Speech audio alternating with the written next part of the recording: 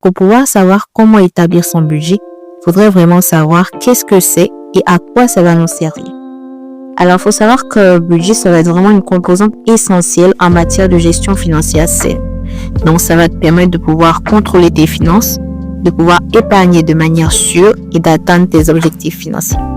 Ça peut sembler vraiment difficile au début, mais à travers ces 6 étapes simples, ça va devenir vraiment simple.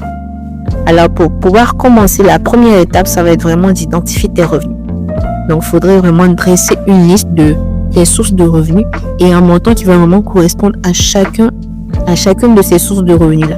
Donc, ça peut être soit des revenus d'emploi, revenus d'entreprise, revenus locatifs ou des revenus d'investissement indépendamment, que ce soit des intérêts ou des dividendes ou aussi des revenus d'allocation.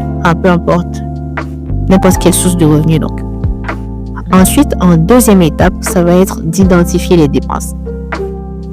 Alors, identifier les dépenses, ça va être de classer tes dépenses par catégorie. Donc, ça peut être catégorie logement, alimentation, transport, loisirs, communication. Et aussi, en classant tes dépenses, il faudrait vraiment tenir compte de tes dépenses récurrentes. Donc, ça peut être le loyer, généralement c'est assez récurrent, ou les factures mensuelles, et aussi des dépenses qui vont varier. Donc, ça peut être des sorties ou juste des achats vraiment impulsifs en fait.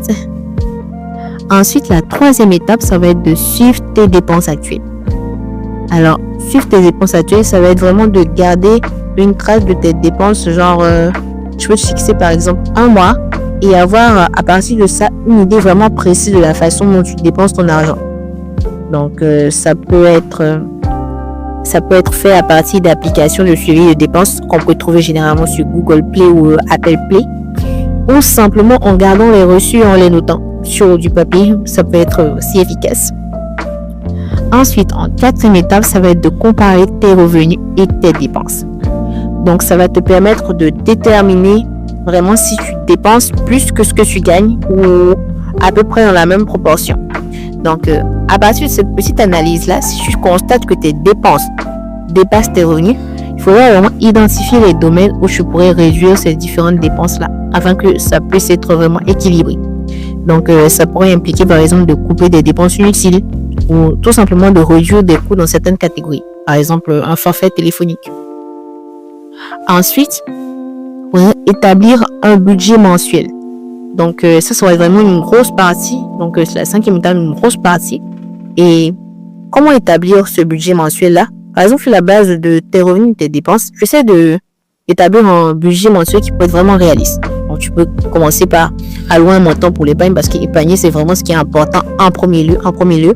Comme Georges Clason l'a dit dans son livre L'homme le plus riche de Babylone, c'est vraiment la première loi de l'or. Donc, il faut vraiment épargner pas moins de 10% de son revenu. Donc, il faudrait vraiment fixer ce montant-là à épargner. Ensuite, il faudrait suivre ton budget et l'ajuster si nécessaire. Donc, ça serait vraiment la dernière et la plus grosse partie.